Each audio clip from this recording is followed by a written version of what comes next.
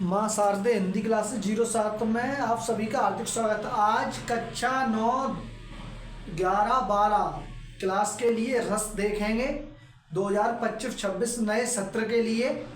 ठीक है, तो सबसे पहले हम जानेंगे रस किसे कहते हैं। रस तो कविता, कहानी, नाटक को पढ़ने, सुनने या लिखने से हमें जो आनंद प्राप्त होता उसे हम रस कहते हैं। इसे काव्य की आत्मा भी कहा गया। रस मुख्यतः 9 प्रकार के होते, भर्तमुनि के अनुसार 8 माने गए। अब हम देखेंगे पहला रस देखेंगे। ये 9th, 11th, 12th तीनों क्लासों के लिए महत्वपूर्ण है। तो सबसे पहले देखेंगे वीर रस। कौन सा? वीर रस।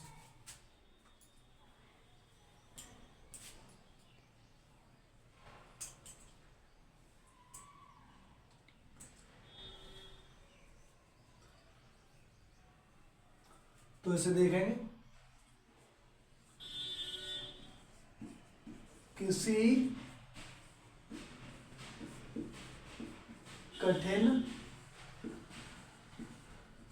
कठिन कार्य को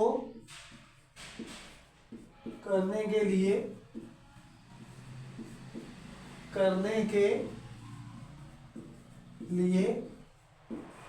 जो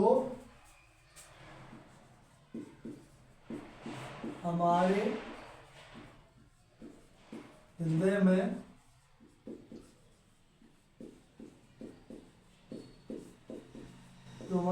में उत्साह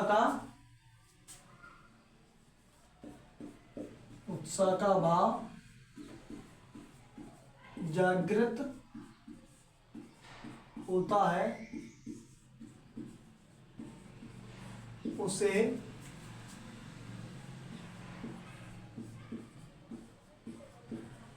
वीर रस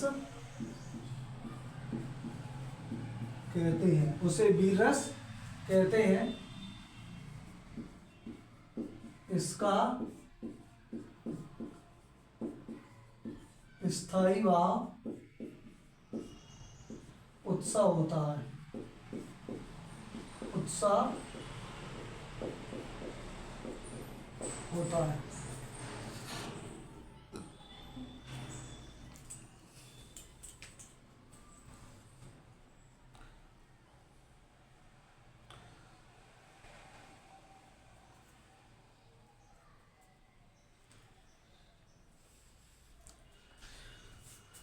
अब उदाहरण देखेंगे। उदाहरण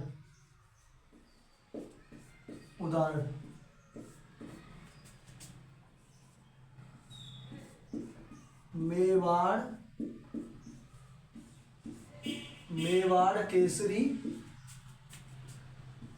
देख रहा न रण तमाशा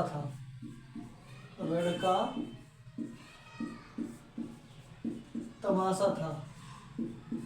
और दूसरा उदाहरण लिखना चाहें तो लिख सकते हैं, वीर तुम बड़े चलो, धीर तुम बड़े चलो, आगे चाहे पहाड़ या सिंह की धार हो।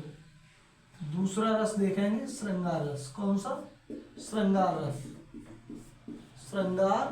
रस जो 12th के लिए अति महत्वपूर्ण, 9th, 11th, 12th तीनों क्लासों के लिए देखेंगे। किसी नायक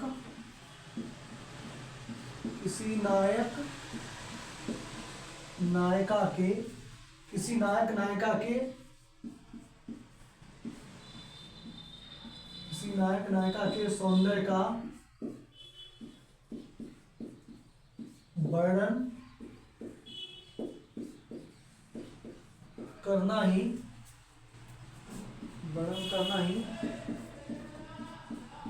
श्रृंगार रस कहलाता है।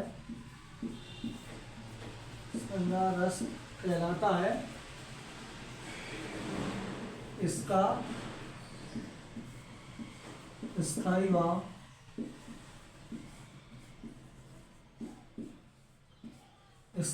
भाव रत या प्रेम होता है। रत या प्रेम उदाहरण देखेंगे। उदाहरण, बसो मेरे नैनन में नंदलाल। बसो मेरे नैनन में नंदलाल। दूसरा उदाहरण लिखना चाहे तो लिख सकते हैं, मेरे तो गिरधर गोपाल दूसरी न कोई, जाके सिर पर मेरे मोर मुकुट मेरे पत सोई। तीसरा लिखना चाहे तो, मैं तो गिरधर के घर जाऊं। तीसरा जो रस महत्वपूर्ण है वो देखेंगे, करुण रस। करुण रस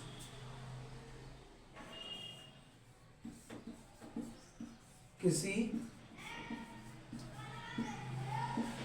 प्रिय वस्तु या किसी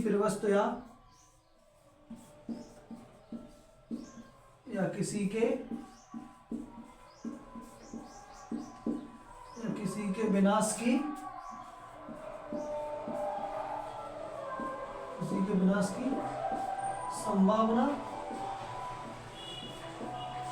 संभावना व्यक्त की जाए, वहां करुण रस होता है। करुण रस होता है। इसका स्थायी भाव,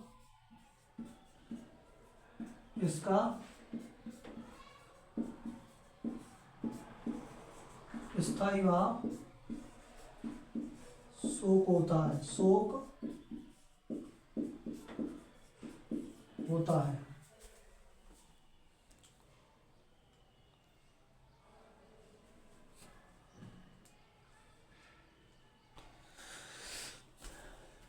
उदाहरण देखेंगे। उदाहरण,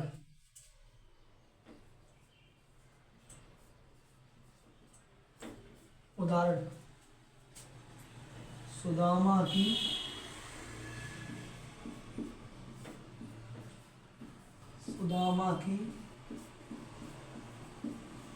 देख दीन दशा, करुणा निधि रोए करुणा करके। करुणा निधि रोए करुणा करके। आज के लिए बस इतना ही, मिलते हैं कल और एक नई क्लास के साथ। तब तक के लिए जय हिंद, जय भारत।